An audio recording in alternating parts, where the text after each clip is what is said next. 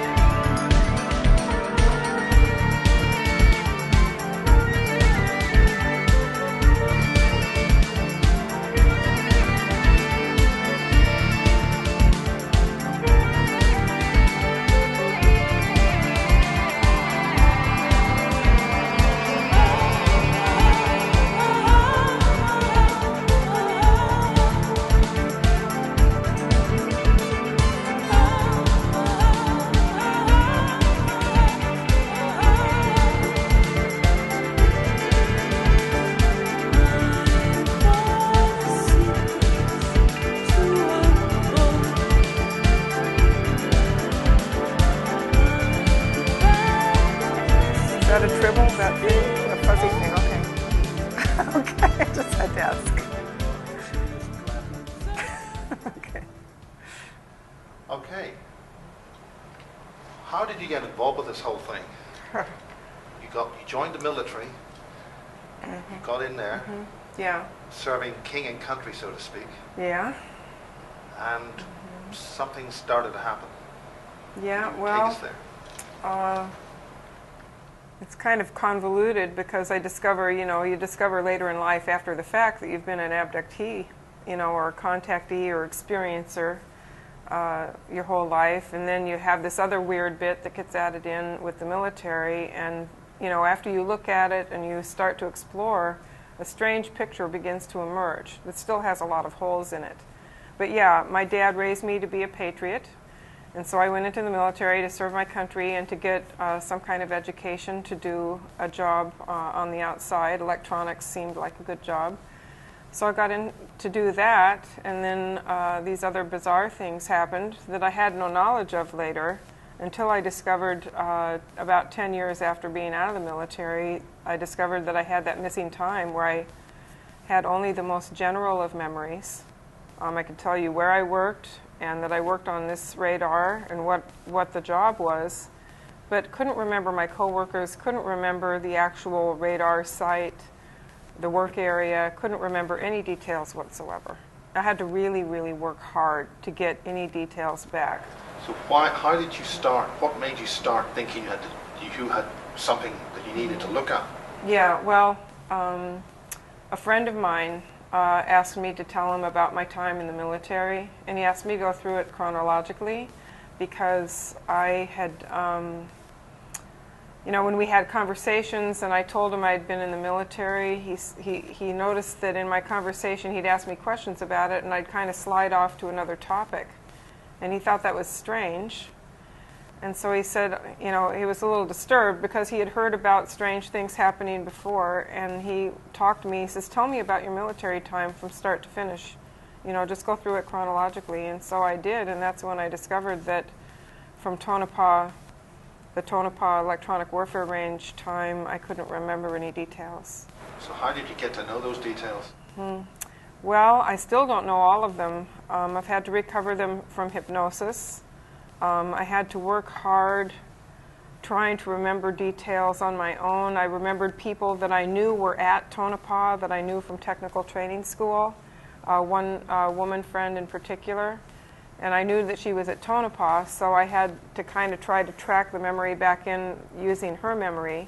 Then there was another friend that I knew at my next duty station in Gila Bend, and I kind of knew she was at Tonopah, so I tracked that back into the Tonopah time. And then I remembered a couple social times. At what point do the hypnotic recall match with your actual? Well, when I did hypnosis in 1994, and Bud Hopkins is the one that did it. He said, I want you to go back to January of 1980 to a significant time for you. He said, just let your mind choose something significant. What was significant that got you involved with a UFO investigator like Bud Hopkins to start with? If you were military, what was the thing which got you onto that path? Okay, well, I discovered missing time, subsequent wave of nausea. At the same time, I noticed the missing time. The nausea frightened me. The fact that I couldn't remember anything from that time period was very disturbing. And so I think it was some months later in 1994, I think it was October of 1994, they had the Whole Life Expo in Las Vegas. They have all kinds of speakers, you know, similar kind of event to here. And Bud Hopkins was one of the speakers. So I went to see him. I talked, you know, with him after his lecture, and he offered to do a session on me that night. And so we got a bit of that memory back. And that was what I showed in the Dreamland documentary clip. That was some of the memories I got back. That was with my colleague, Mr. Burgess. Yes. That was an English program. It was distributed over 52 countries. Did you get a response from that? No, because I didn't want to be identified, and I didn't want to be identified in that film at all. I wanted to give my story because I was kind of hoping, even at that point, to reach out to other people that had had strange things happen and try to help them by doing that. So I don't know how many people I reached, but he didn't do a very good job of hiding my identity at all. Anyone who knew me knew that was me in that video, and I was really scared and really pretty angry that he didn't hide my identity more. He said, you would love to see what's out there because it's like beyond science fiction. He said, and I wish I could talk to you about it, but I can't. And that's as close as he ever got to telling me anything that happened out there. Have you had comeback from the authorities because of that? I suspect phone tapping, but I haven't had anything else that I know of. Nothing I could pin down. So what was the incident that actually started all this at the radar? What was the question? What was the main incident that started this whole thing, that you needed the memory blanking? Well, while I was under hypnosis, it was I saw UFOs. What happened was when he said, remember a significant event, I immediately found myself standing on the deck of the radar van. A radar van is like the back of a semi-truck, and it's filled with electronic radar equipment, and then we have radar dish sitting some distance away. And so when we're in there, we're operating the electronic radar equipment and trying to track things that are in the sky. So this is part of your everyday duty? This was part of my everyday job as an auto-track radar specialist in the Air Force. You were seeing all kinds of strange aircraft, I imagine, which were tested. Most of the time we just saw regular jets during our daytime radar activities. But this night I was taken out in the middle of the night, and they said we were going to test the radar on special aircraft. They didn't tell us what kind of special aircraft. When we got out there, the test was done to try to see if we would track these saucer craft. Radar tracking was part of everyday job. The saucers were not part of my everyday job. That was the nighttime special op. Well, in subsequent hypnosis, we went back to the point where I was taken from my motel room. And when I was pulled out of my motel room in the middle of the night to go out there, those of us that were taken out there were taken at gunpoint. And I think that it was to immediately impress upon us that we were being taken in a special way to a special place for a special operation. And that they really wanted to frighten us and intimidate us because we were not to speak to each other. They gave me fatigues to wear with no rank insignia, no name tags, no identifying marks. They gave everyone stuff to wear that was blank like that. And we were warned not to speak to each other beyond what was necessary to run the test. So you were taken at gunpoint? Yes. That was a very significant situation. Yes. It alarmed you a great deal. It's terrifying, yeah. And how did all the other people feel about that? Everybody was very quiet and doing exactly as they were told. So why didn't they just bring you out there, do a test, take the data and let you go home? And why do you feel that they had to do that? Why did they have to alarm you that this was something like this? I've really puzzled over that for many years, and I think that there were multiple things that they wanted to do with the people out there in addition to just running the radar and seeing if the radar could be used to track these saucers, these So ET did you craft. feel something else happened to you that night? Oh yes, And yeah. what was that? Or what were those things? Well, we tracked the craft. They couldn't be tracked. I want to also add in here that they may have thought maybe we would have a special ability to help track them because we were abductees ourselves, ET abductees. So you were chosen. I believe strongly that I was chosen because they knew that I was having other contact with ETs. And that had happened much earlier in your childhood? Yes, much And how did earlier. they know that? Well, another piece of that seems to fit is the meeting between the military and the ETs where there was some kind of exchange of technology in return for the Greys to run a limited abduction program. So how do you know that? When did that information come to you so you understood that? I actually had quite a talk with about that with Michael Sala, who wrote a book on his research on that incident. Now, there are researchers who can come up with books and things like that, but how does that ring true to you personally and in the military? Well, the timing is right. I was born in 1954, and that's when a lot of that took place, was that same year. And it just, I don't know, there's just a lot of things that just seem to connect up when you spread them all out in front of you. So what special property do you think you had, or did you successfully have a successful property in doing something with those items?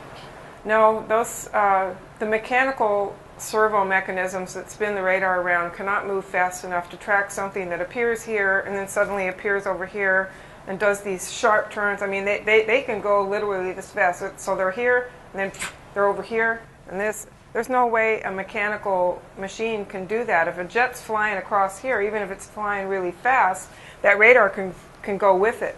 But a radar can't flip and turn around that fast as far as I know. So knowing that, and knowing that the mechanical specifications of the radar would not track those objects, Yes. do you think then that the radar side of it was just merely a way of just getting you to be in front of them? It could have been. It could have been. And, you know, of course we saw the craft hanging in the sky after the test was over. Then we were put on a bus and we were taken to what I believe was Area 51, to a medical facility. And How many people are we talking about here? Half a dozen? Yeah, half a dozen, maybe less, maybe a couple less. And were anybody else out of in uniform? Because you were clearly sort of... No, they didn't want us to identify each other. We were forbidden to speak to each other beyond what was necessary to run the test. And I believe they put us on crews where people didn't know each other from work. We were sat in a waiting room with the lights off in the waiting room. The only light coming in was from a double-door hallway behind us. We were seated in chairs, and the room was kind of square, and the chairs were, I remember they were set out diagonally from one corner to the other with some space, you know, for walking around. And over on the other, this what would be this side of the room, there was a little door, and when people's name were called, you went into that room. And it was just your surname or Christian name? Isley, they would say, you know, last name. And that was the only time you would know the other person's name? Yeah. So this was a debriefing? Well, I don't know what happened to the other people who went in that room. When I went in there, I was told to lay down on that stainless steel examining table. There was an armed security guard in there with me, standing kind of formally at parade rest, had a sidearm.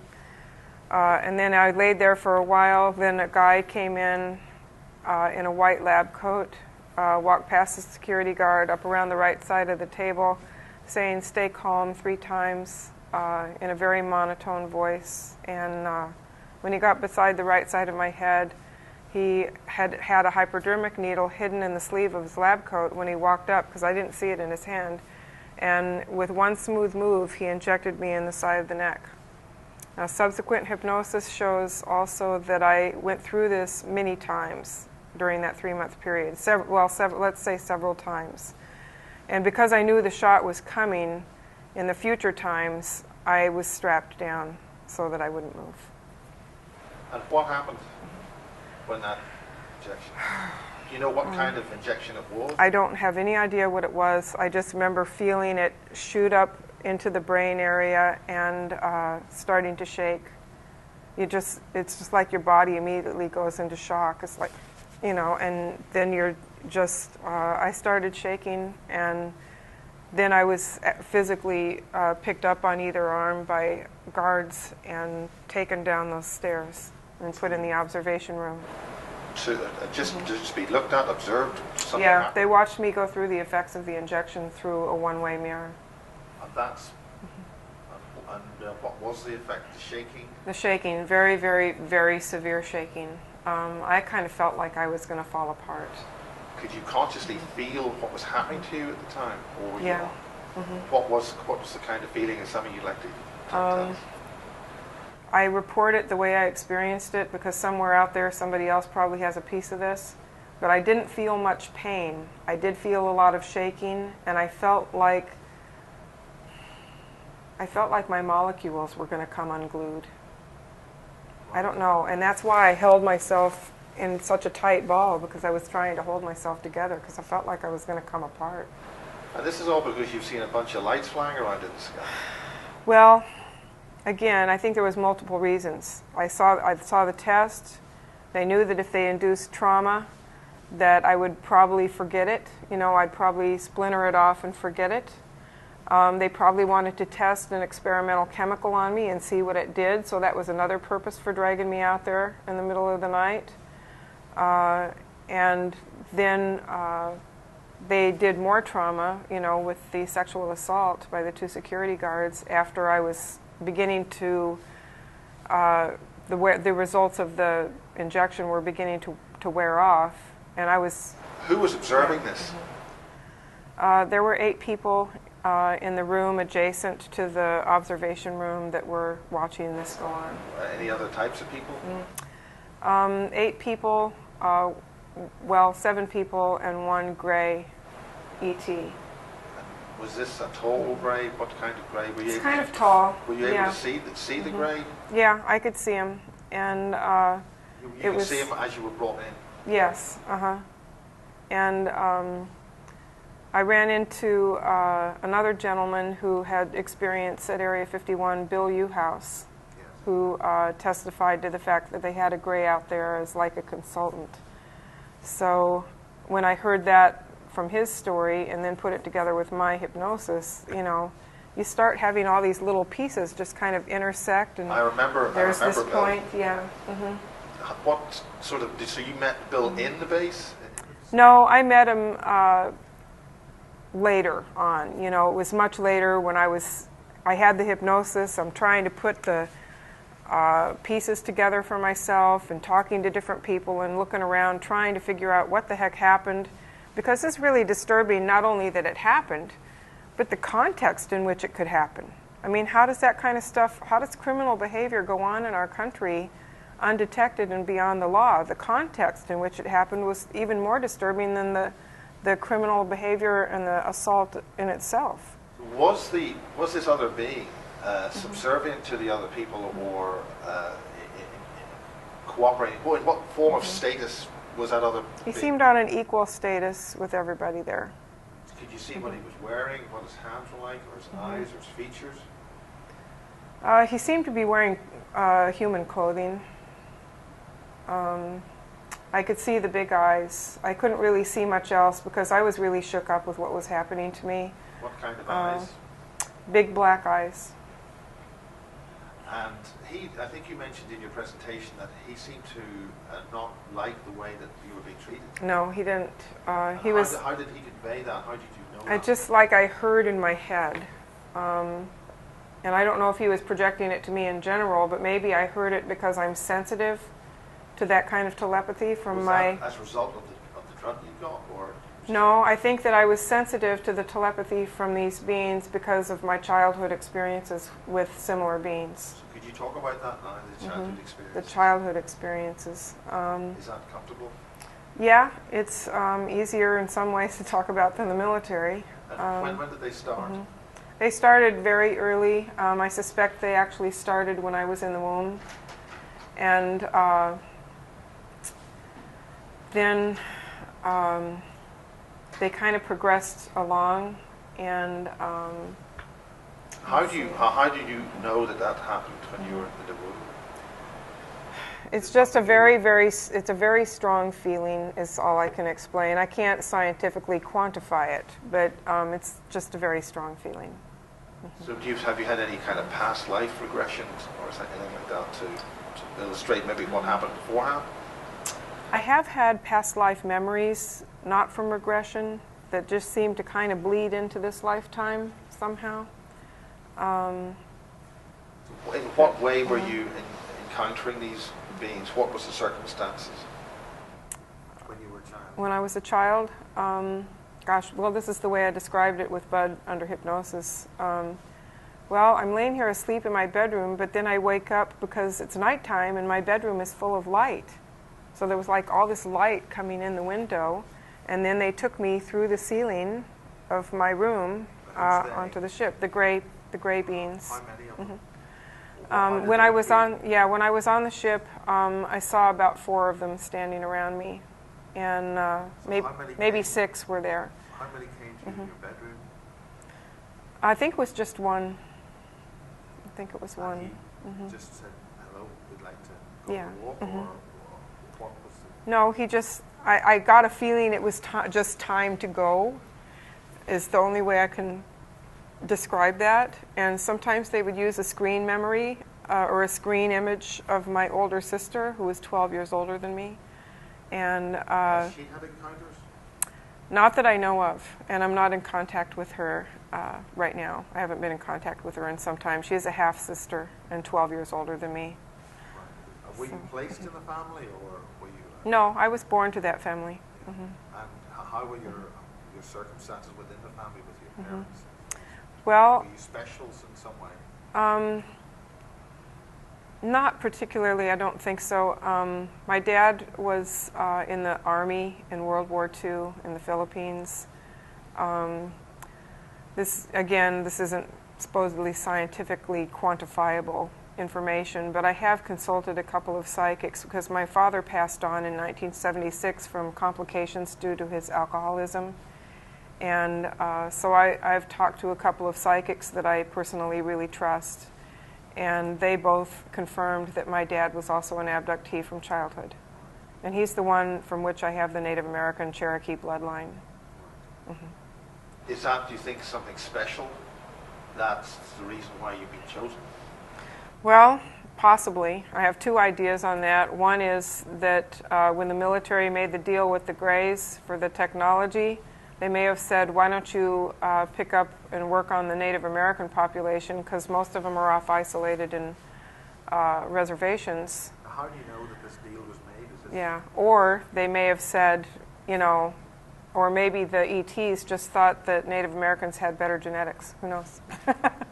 But how do you know that information, that those agreements were made? Was that information? I don't know. I'm just going on other people's research. That if that was actually for real, that some deal was made for abductions for technology exchange, then maybe that was it. I don't know. I don't know for sure. It's just speculation.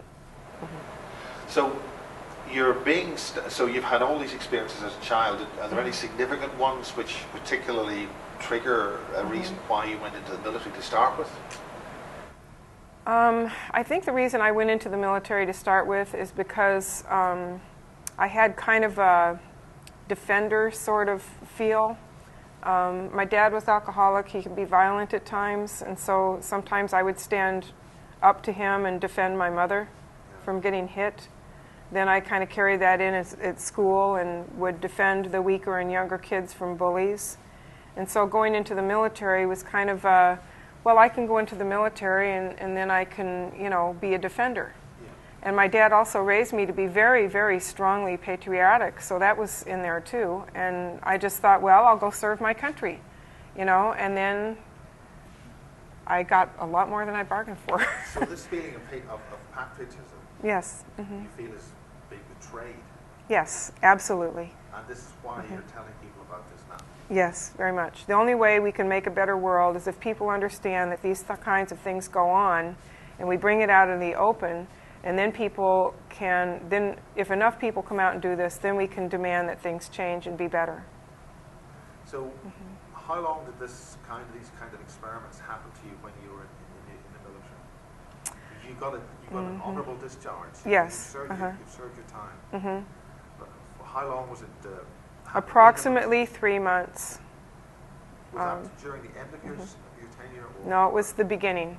So they did the experiments, and they gave you screen memories. We didn't really know it had happened, and then you just continued on in the military without really knowing any of this had happened. Yeah. Until what point did you suddenly wake up with the hypnotism? Why did you go to it? It was years later. There's a lot that I'm going to be going into in my book about some of the things that happened. One thing that Bud remarked that he thought was really unusual, he said, usually when you get involved with someone who's going to be your husband, you remember all the wonderful details of the romance in the beginning that led up to it. It's all pretty blank for me because I know there was a lot of upset because of his alcoholism. He was also alcoholic. And there was a lot of drama and weird things. I look back on it now and I'm really confused why I ever married the guy in the first place. And it's just all really fuzzy and really blurry because it all happened in that 3-month time period. Was he placed into your life? I've wondered about that. I've wondered. And have you now got that out of your system? Have you divorced him? Oh yeah, we've been divorced for many years now. It's just, he was very controlling. He was alcoholic, violent, very, very, very controlling. And this was during your time in the military? Yeah, most of the time was during our time in the military. He was also in the military, and then we, you know, had some time post-military when we both got out.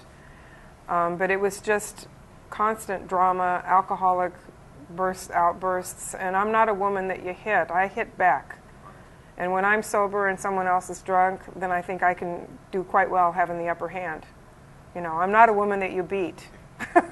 But getting out of these times when you had the drug and the other beings, I mean, were you able to see, did the number of people who were investigating or looking on change? Were there things which changed during those times? Were there different experiments, different drugs, or what? I would need more hypnosis to determine that. The few hypnosis sessions I've had were really traumatic. They were very, very hard to deal with. It took me years and years to deal with just what was there. And the military was far harder to deal with than the ET experiences. The ET experiences were pretty strange too. And what were the ET experiences? Well, I prefer not to go too much in depth into some of that right now, but it seemed like there was an awful lot of stuff they did with me that to study human sexuality. And I don't really want to go into those details right now. It's real uncomfortable. But they also, it seemed like I would get pregnant and then, you know, they would take the fetus. And has that been happening a lot, or?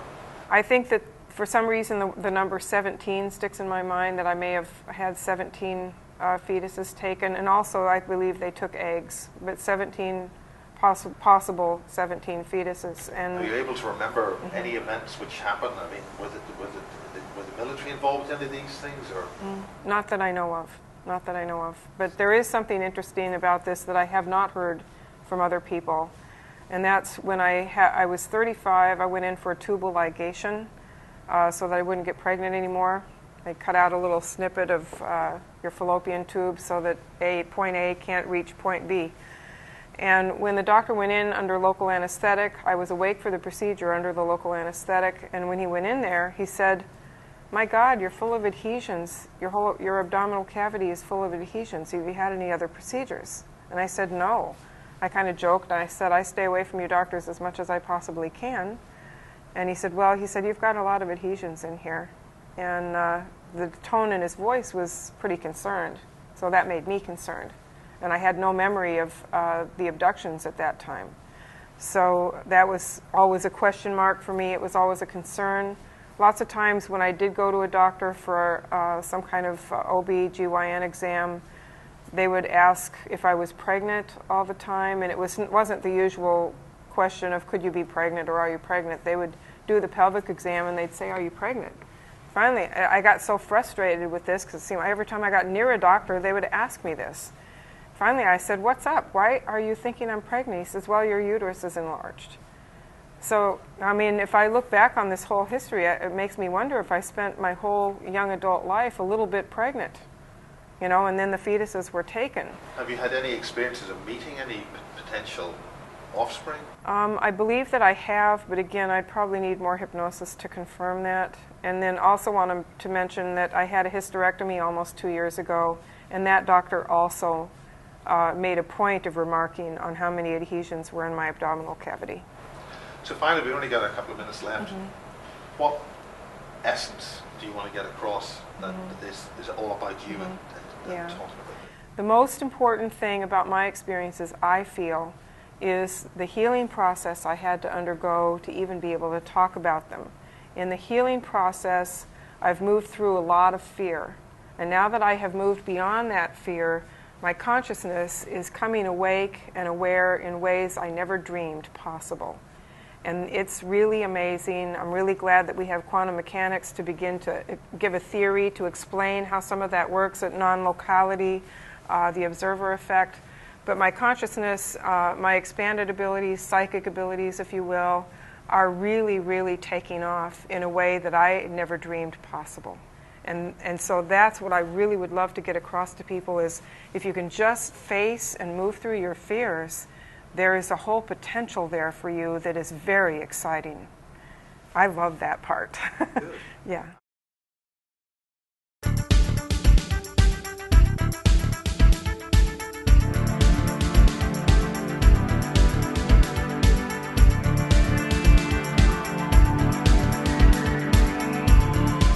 We're here again, still at the International UFO Congress, and it's a lovely day.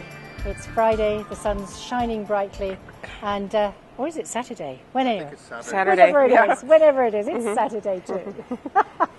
It's a whirlwind. Yeah, and we're here with Niara Isley. I didn't know Niara Isley was going to be here, so I'm absolutely delighted to welcome her to the Ammach interviews. And I'm going to hand you straight over to Niara, who's going to tell us something of her experiences and also something about the book that she's writing, which she sees as being a bridge to helping everybody understand some of the processes that experiences go through. Yeah. Niara, thank you.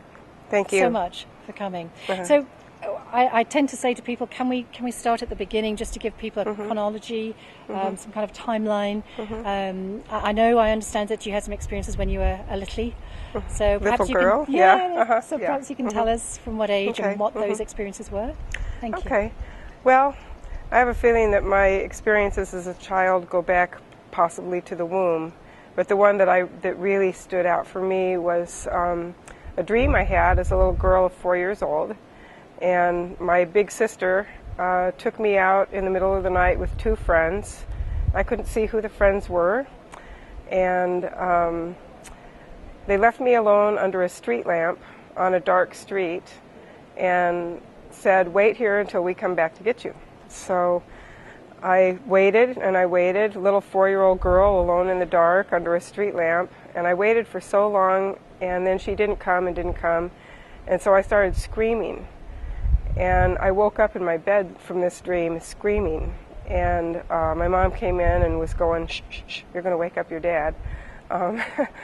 But that was my first experience with something unusual. And when I looked at that under hypnosis, actually with the late Bud Hopkins, we found that that was actually an ET experience where I was taken. The light that I was actually under was an examining table. Oh, right, okay. And I was on a table, and the ETs were examining me. One was holding me here by the arm. Right. And then they were doing something with my abdominal area that under hypnosis in a 4-year-old state of consciousness, I said, it's some kind of stomach presser. It's pressing on my stomach. When I came out from under hypnosis and I was in my adult thought again, I thought, that reminded me a lot of an ultrasound. It's like they were looking at my internal organs with some kind of ultrasound. Right. Yeah. And so they may have been looking at what was the status of my reproductive organs. Yes, at 4 years old. Yeah.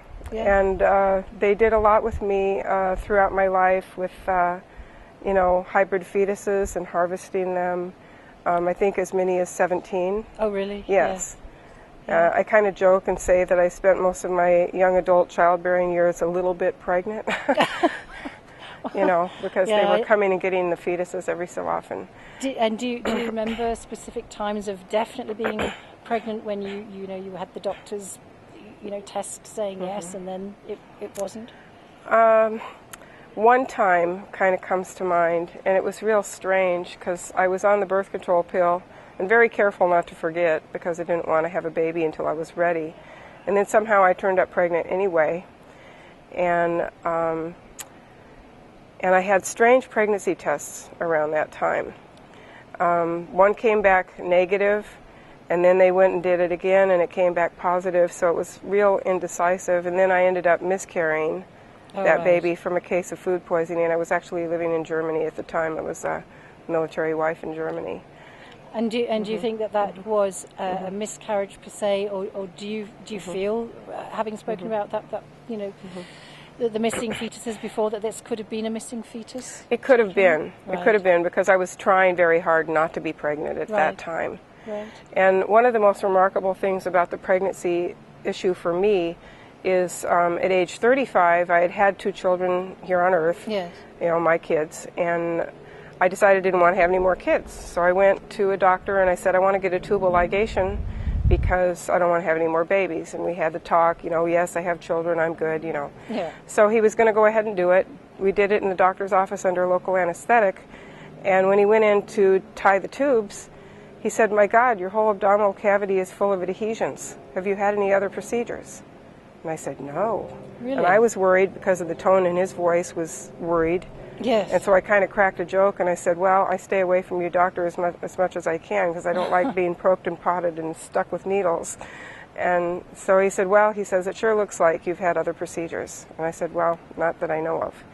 And so that we kind of left it there, and I was wondering what the heck is going on in there. Yes. And then I had hypnosis and found out that when they went in and got the fetuses, they went with a needle through the belly button. Oh, really? Because it doesn't show up other places. So they went in the belly button with a needle, and they would probe around and then harvest the fetus from the womb with the needle. So that probing probably would cause some adhesive Yes, tissue, it would cause right? those adhesions. Adhesions are basically scar tissue where one piece sticks to another. Yes, yeah. And then, just to reinforce that, I had a hysterectomy in 2008, and the doctor that did the hysterectomy said the same thing. She says your whole abdominal cavity is just filled with adhesions, Wow. particularly on the right. And so there's some evidence that if you put it together with my other experiences, it makes sense. And just following on from that, before we go on to perhaps the next major phase of your experiences, Right. Have you met any of your hybrid children? Are you aware of that? Or It's possible that I might be aware of one, but I'm Right. still waiting for some confirmation on that. Okay. Right. So that seemed to have been so 35 then was. So when did you get the hysterectomy? Sort of Hysterectomy was in 2008. Oh, right, okay. So and I'm nobody's good mathematician, so I can't. No. It's hard for me to count the years and what age was I. No, sure, yeah, sure. But anyway, so what about the health in that region? Have you had any problems, any ongoing problems? Oh, around? yeah. I have had, one of the reasons I had the hysterectomy was I was having flooding periods, just huge. And so debilitating as well. It's very debilitating, and it was excruciatingly painful cramps that would come with them. And when I was at one of my trainings for coaching and body-centered therapy, I asked about that. I said, "What do you guys find is the thing about painful periods with lots of bleeding?" And the person leading the seminar said, "We find that women that have extremely painful periods with lots of bleeding have suffered severe sexual trauma." And of course, that's what I did suffer in the military. Okay, well, But at the time, I hadn't remembered that yet. Yeah. Okay. So can we talk about your military time then? I know we've got a lot to speak about, but maybe we don't have too much time now. But so if we could go forward then, so an awful lot of experiences with missing fetuses and that kind of scenario. So in the military, what age would you be when you joined the military? I was 24 when I joined.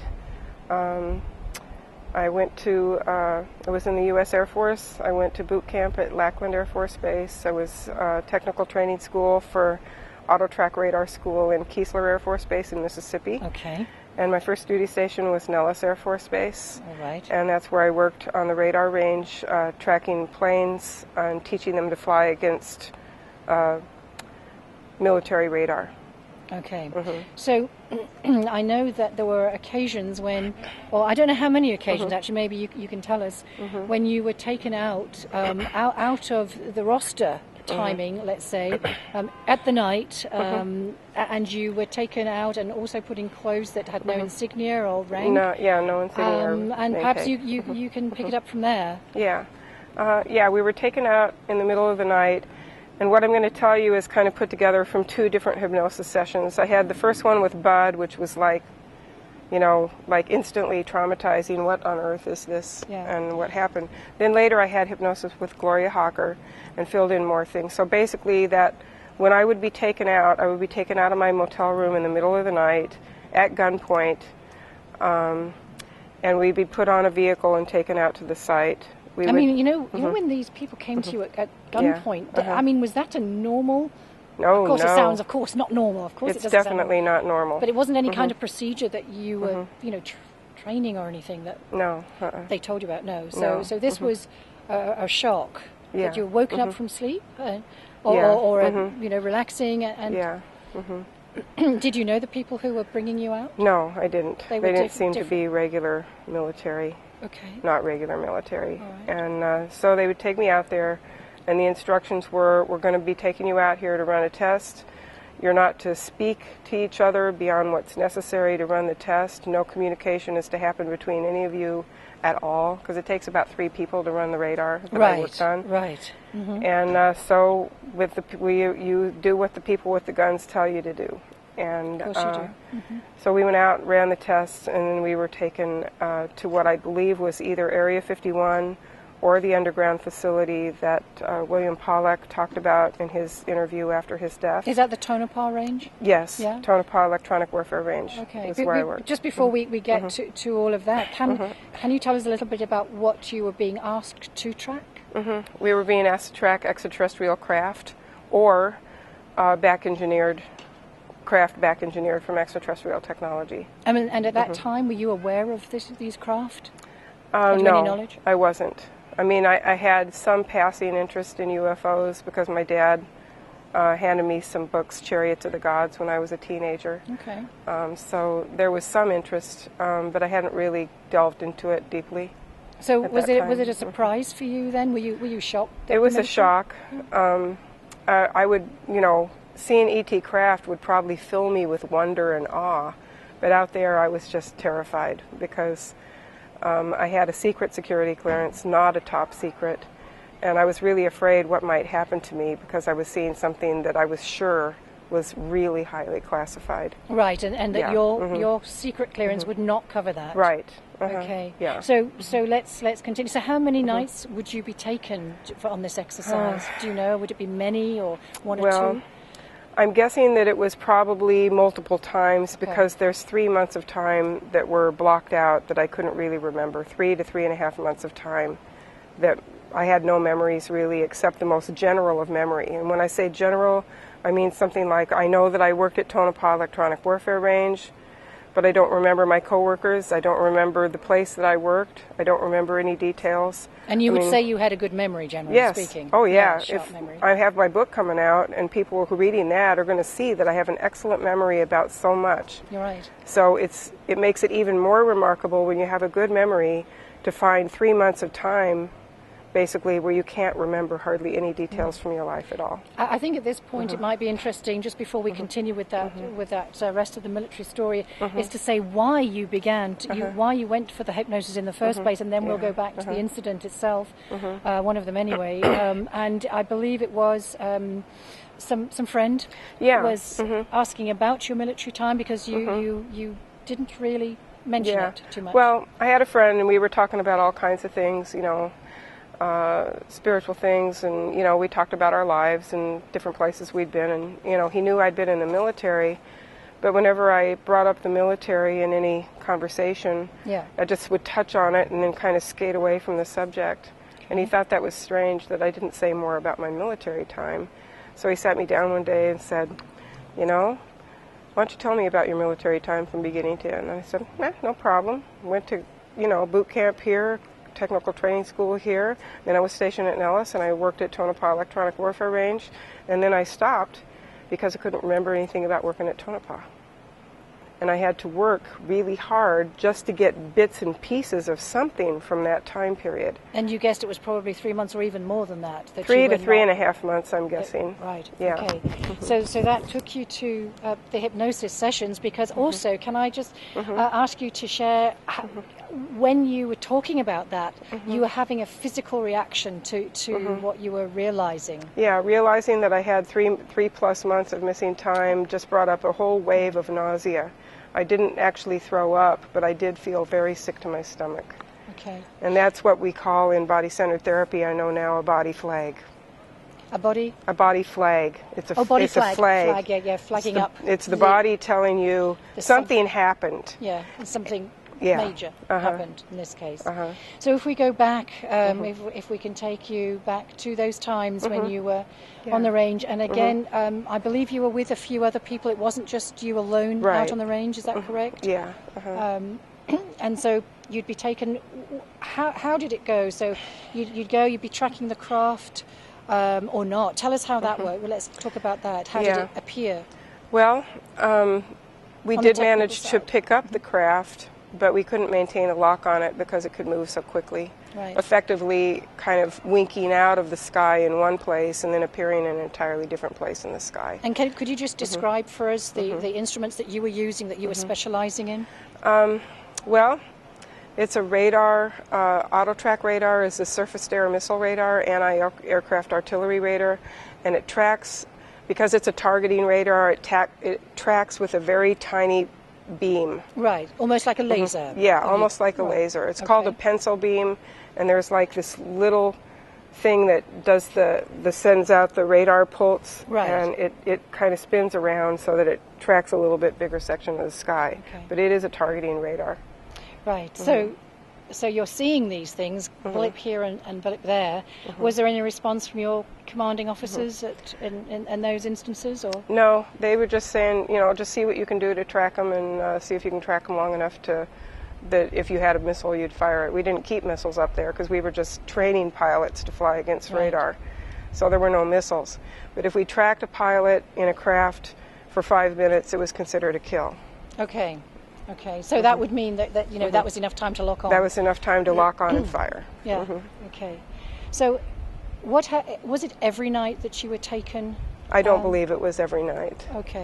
But I think significant amount of times during that 3-month time period. Right. So tell us what happened after you'd finished doing the radar, and would it take an hour or two? Would you be out in the range? Or? Yeah, it would take some time, and After we were done, what I remember from the one hypnosis session with Bud was standing on the deck of the radar van with the other 2 radar operators, and I was afraid to even look at them because we'd been warned with the gun, you know, to not have anything, and I think they were afraid too. It was 2 guys, not another woman, just men.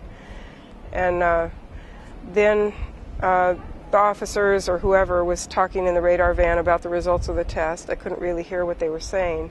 But then we were taken and put on a bus, like an old school bus, painted blue with painted over windows. So I couldn't see where we were taken that night. But I just kind of assumed after putting all the other information together that it was the Groom Lake Area 51 facility. Did it feel like you were traveling for any length of time? Was it fairly short period of journey?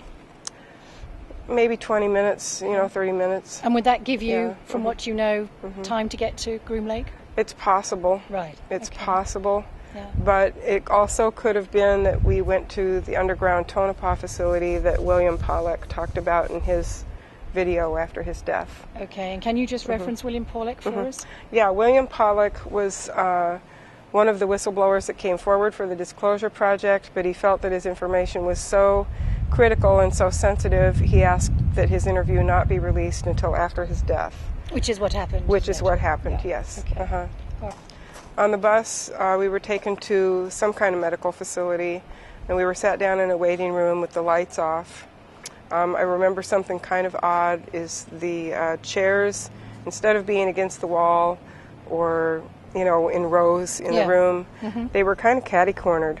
Like there was a row of chairs, and then there was a corner of the room here, and then there was the catty corner of the room over here. And by the catty corner, are you talking about the corner? Well, it's like the room, it was square, like this. Okay. And instead of the chairs being against one of the walls, they were like this. Oh, okay. Or actually more like that, if I was going to do it. And then back here, in this part of the room, there was double doors, and there was light on in that hallway, which was shining through the glass on the door into the waiting room, but the lights were off in the waiting room. We were told to wait there until our name was called, and one by one names were called and people went in this little side room. When it was my turn, I went in there and I was asked to lay down on a stainless steel examining table, and there was an armed guard in the room with me, I believe wearing desert camouflage fatigues. I waited there laying on that table for a while, getting more and more terrified. Then a man in a white lab coat came in and walked around, past the security guard around the table. Did you recognize him at all? No, I didn't. But he said, "Stay calm," in a deadpan voice, like, stay calm, like he'd done this a million times and he was bored with it. Yes, an American accent. Yeah, Okay. And when he got up beside the right side of my head, he'd had a hypodermic needle in his lab coat sleeve, and he brought his hand up and injected me in the side of the neck. And I think that was the first time that I experienced that injection, because I think in the future things that I had to be restrained so that I wouldn't flinch away from the injection. The first time was surprise, but after that I think I had to be held. And what was the result of this injection? Did he tell you what you were getting an injection for? No, they didn't tell me what it was for or what it was going to do or anything else. They just gave me the injection. I felt this rush of something go up into the brain area, and my body just started going into shock. I was pulled off the table by 2 security guards and taken down a very long flight of stairs, which what I remember... were you walked down between them? Well, half walk, half drag, because I wasn't in able shape to do anything. And it was a long staircase and not a switchback one. You know how some go down like that? This was just long down. And at the bottom of it, there was a little room with like a 2-way mirror, glass on my side mirror on my side and glass on the other. They threw me in that room, and I went through the effects of the injection in there, and I'm sure they were watching to see what would happen. Can you recall those? It was very odd, very horrible sensation of feeling like my body was turning to fizz, like soda pop fizz. and it was really horrible, a horrible feeling like I was just going to come apart. Right. Were there hallucinations accompanying that feeling? Or? No, and I don't remember any pain, just this horrible sensation of feeling like I might come apart. Okay. And I don't remember pain, which seems odd to me, but I have to say what Yes, I remember. Of course, yes. And then as I was coming out from under the effects of the injection and kind of laying there on the floor exhausted, then the 2 security guards came in and pulled me out of there, and I was sexually assaulted while 8 people watched. So they pulled you out of the room to another room? Yeah, the adjoining room, a larger adjoining room to that little one. And there were these other people in that same room? Right, and one of them was an ET. One of them was really? a gray. Oh, really? And it seemed to me that I felt his mind kind of touch my mind, and he was saying, I don't understand why these people would do this to one of their own. You know, because I guess it looked really brutal to him, too. And it was certainly brutal to me. So did, yeah. my goodness, so effectively, it's a horrible word, but Yeah. you were raped Yeah. Yeah. by these people. And Yeah. gosh, it's Well, really hard to even talk about it, isn't it? It I is. find it hard. But, you know, I've got a lot of years of processing and healing here now, and what happens in a situation like that is it's so traumatizing, so shaming. I mean, 8 people watching you being raped. Yeah. Was there anything said during this event, or was it just everything was in silence whilst you were brutalized? It was in silence, and what happens when a person is put under that, they dissociate. Yes. And where Yeah. was the grey at this time? Was he near you? Was this? Or No, was not this- terribly near. I have a drawing that I'm going to put in my book that kind of lays it out. And so that happened, and then I was drugged with something else and taken back to my motel room. And, I don't know if you know, but do you know if any of the others had any similar experiences? Or was it just you? Well, I don't know about No. other people's experiences, but, you know, I'm just not wondering sure. about the other radar trackers, you know, out in the field with you at that time. You know, I don't know what they don't do know. to men, you know. Yeah. I don't know if they sexually assault them either, or what if they do something different to them. I don't really know, but, Yeah. you know, And God so- help them. Yeah. Yeah. Indeed. And so effectively this was something that really, as I understand, if I understand correctly, that you said that really remained buried for about 10 years. But in the meantime, you've been having a lot of health issues and Yeah. back Back problems, pain, and maybe you can just and the tell us- female problems, you know, Yes. which are gone now because the uterus is gone mostly. But yeah, it's just been a whole interesting thing. You know, after I got out of the military, were there any issues about leaving the military? Was there anything you had to do otherwise? You know, anything different in your duties or anything? no, not really. I did do some different things in the military after that. You know, I did air traffic control radar, like mission control. Right. Where I was the one that would call up the radar sites and say, you have incoming at such, you know, azimuth elevation range, you know, things like that. So I did that. I did technical orders for a while. I worked in the orderly room in administrative work for a while. There was a lot of things I did in the military. Yeah. And so did you leave because you didn't want to just be around the military scenario anymore? Actually, I really liked the orderly military life, Right, and I might have stayed, but my husband at the time wanted to get out, and so I let him pressure me into getting out. And now I'm really glad I did, because I don't want any part of an organization that victimizes its people that way. No, absolutely. Or allows it to happen. Maybe the military didn't really allow it, so to speak, or didn't do it, but somebody looked the other way and let that happen to me. Do you have any idea who may have been responsible or behind that kind of brutalization? I really don't. Yeah.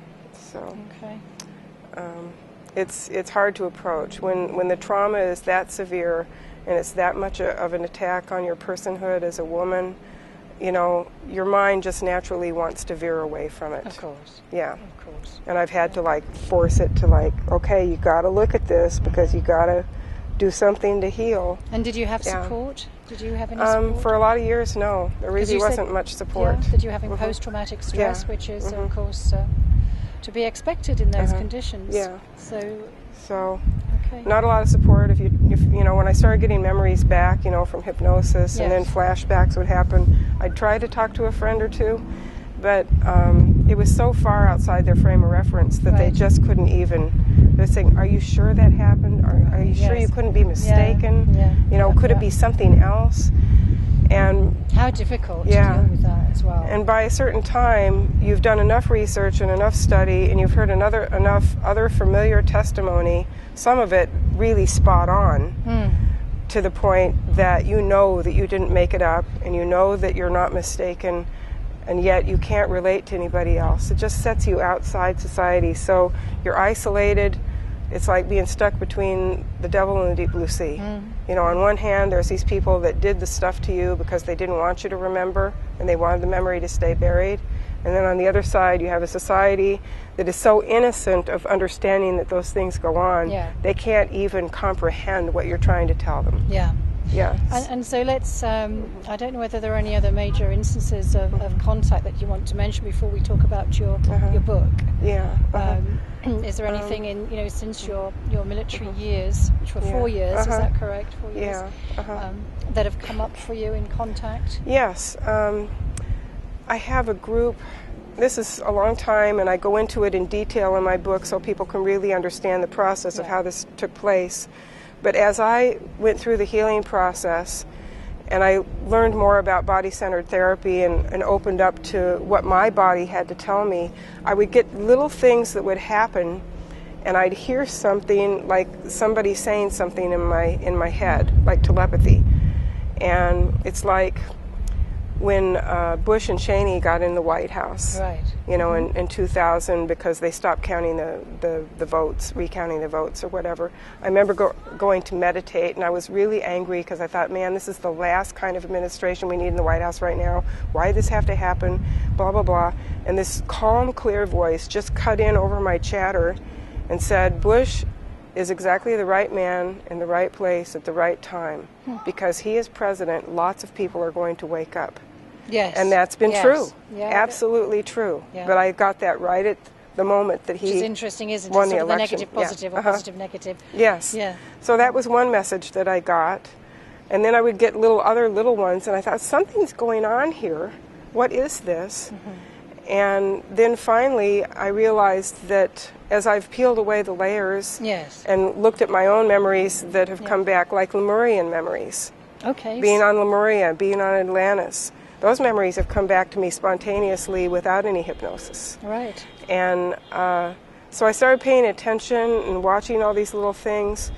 And to make a long story short, and long stories in the book, like I said, I realized that I'm a contactee, or actually what I am is an ET soul, like one of Dolores Cannon's volunteer souls. I just volunteered to come and have this particular difficult lifetime, because what happens is when I go to sleep at night, my astral body goes out to the ship with my people, who I identify as Lyran, and I go into a glass tube, and they turn on the equipment, and sound and light waves bounce back and forth inside this glass tube and pass through my astral form. And when they pass through my astral form, all my experience of this life up to that point is uploaded into their, what I would call a holographic system, computer system, which basically is, you push a couple buttons and then you're in. And so that allows any others to experience, perhaps, is it? They come and they look at what I've experienced, and if they want to, they can actually experience what I felt. And it gives them great insight into what it is to be an individual human on planet Earth. Because they look at us, my people look at us as a collective. And they study us as a collective, but they know that we are individual units of consciousness down here to each other. And so they need to understand what that individuality really means within particular context. So the spiritual aspect and this growing aspect has developed since and led you to your book. And what is the title of your book? The title of the book is Facing the Shadow, Embracing the Light, A Journey of Spirit Retrieval and Awakening. And I purposely didn't put UFO or ET in the title because I want it to have a broader appeal. It should be a really good book for people who have been in the UFO field for a long time. It should be a great introductory book for people just beginning to look at the field. And I really hope that it will appeal to people who are very interested in personal and spiritual growth. Maybe not so much ETs. because it'll read well for them to read a story of a person under extraordinary conditions trying to cope. Yes. And trying to overcome it. Yeah. Yeah. Indeed. And from what, so you've taken this, if we could encapsulate your whole experience now, Sure. and you've come to this point in your life, so you've got the book. When is your book coming out, by the way? Well, every time I give a new deadline, it seems to get broken. More or less, but more or less. more or less, I'm hoping it'll be out by May or June. So summer, spring, summer time we can look for but it. it is finished. I'm doing the last proofread, and I'm getting permissions for quotes.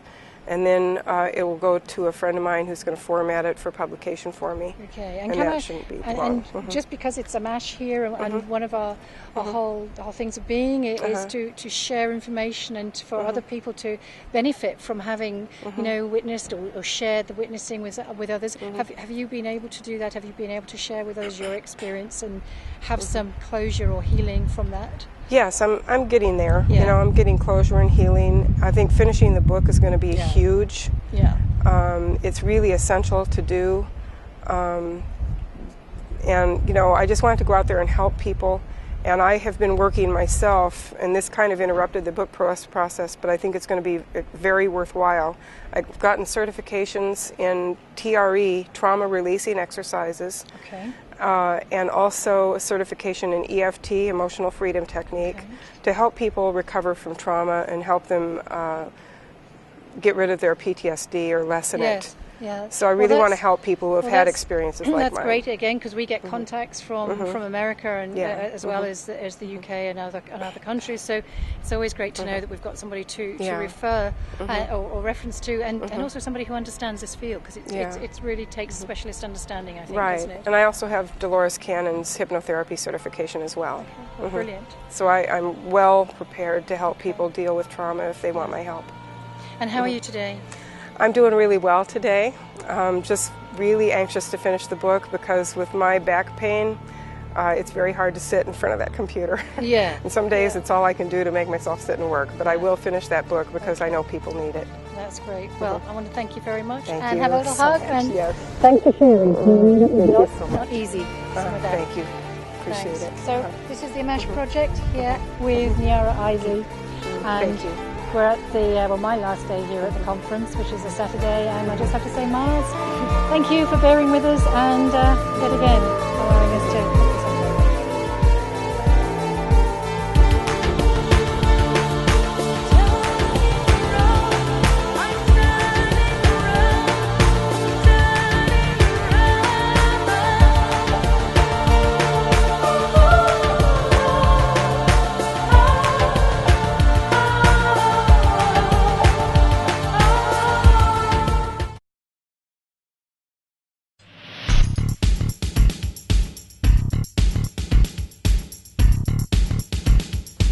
The Ammach Project.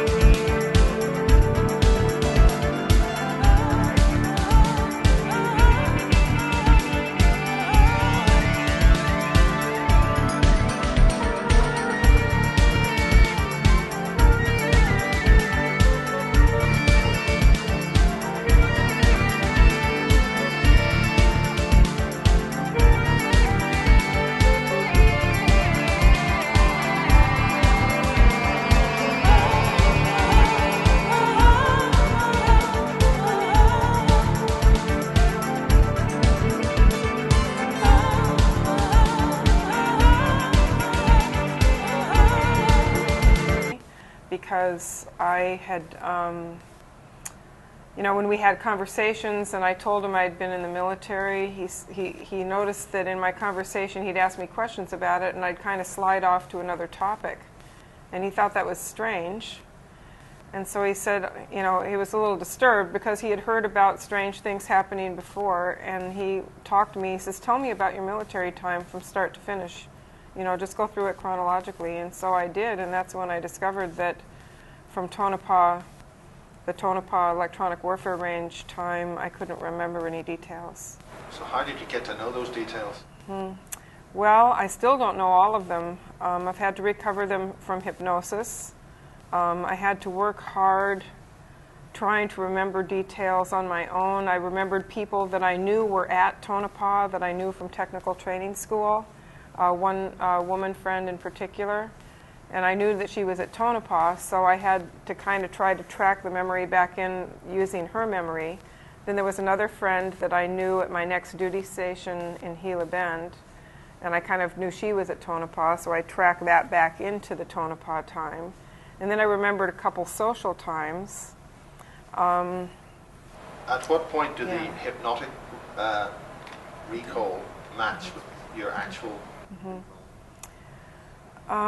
Well, when I did hypnosis in 1994, and Bud Hopkins is the one that did it. He said, I want you to go back to January of 1980 to a significant time for you. He said, just let your mind choose something significant. What was significant that got you involved with a UFO investigator like Bud Hopkins to start with, if you were military? What was the thing which got you onto that path? Okay, well, I discovered missing time, subsequent wave of nausea. At the same time, I noticed the missing time. The nausea frightened me. The fact that I couldn't remember anything from that time period was very disturbing. And so what happened was when he said, remember a significant event, I immediately found myself standing on the deck of the radar van. A radar van is like the back of a semi-truck, and it's filled with electronic radar equipment, and then we have radar dish sitting some distance away. And so when we're in there, we're operating the electronic radar equipment and trying to track things that are in the sky. So this is part of your everyday duty? This was part of my everyday job as an auto-track radar specialist in the Air Force. You were seeing all kinds of strange aircraft, I imagine, which were tested. Most of the time, we just saw regular jets during our daytime radar activities. But this night, I was taken out in the middle of the night.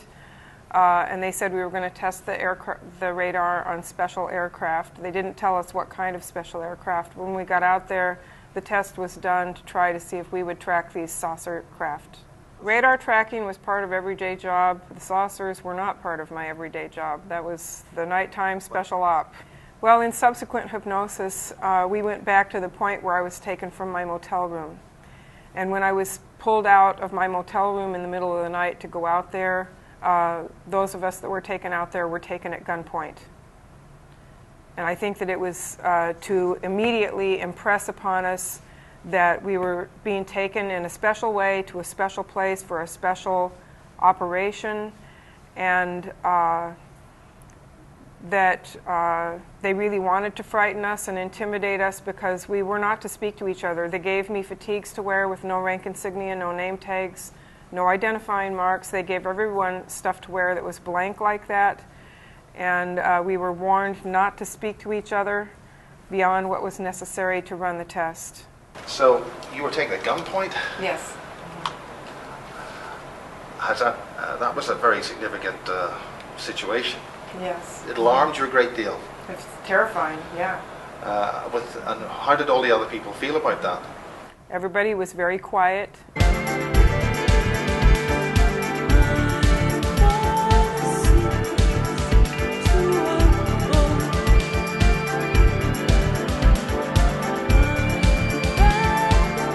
Is that a tribble, that thing, a fuzzy thing? Okay. Okay, I just had to ask. Okay. Okay. How did you get involved with this whole thing? You joined the military. You got in there. Yeah. Serving king and country, so to speak. Yeah. And something started to happen. Yeah. Take Well. us there. It's kind of convoluted because I discover, you discover later in life after the fact that you've been an abductee, or a contactee or experiencer your whole life, and then you have this other weird bit that gets added in with the military, and after you look at it and you start to explore, a strange picture begins to emerge that still has a lot of holes in it. But yeah, my dad raised me to be a patriot, and so I went into the military to serve my country and to get some kind of education to do a job on the outside. Electronics seemed like a good job. So I got in to do that, and then these other bizarre things happened that I had no knowledge of later until I discovered about 10 years after being out of the military, I discovered that I had that missing time where I had only the most general of memories. I could tell you where I worked and that I worked on this radar and what the job was, but couldn't remember my coworkers, couldn't remember the actual radar site, the work area, couldn't remember any details whatsoever. I had to really, really work hard to get any details back. So how did you start? What made you start thinking you had something that you needed to look at?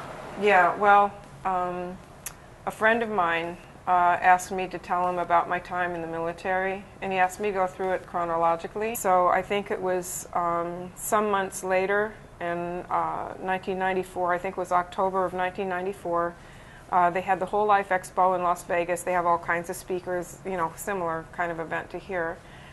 And Bud Hopkins was one of the speakers. So I went to see him. I talked, with him after his lecture, and he offered to do a session on me that night. And so we got a bit of that memory back.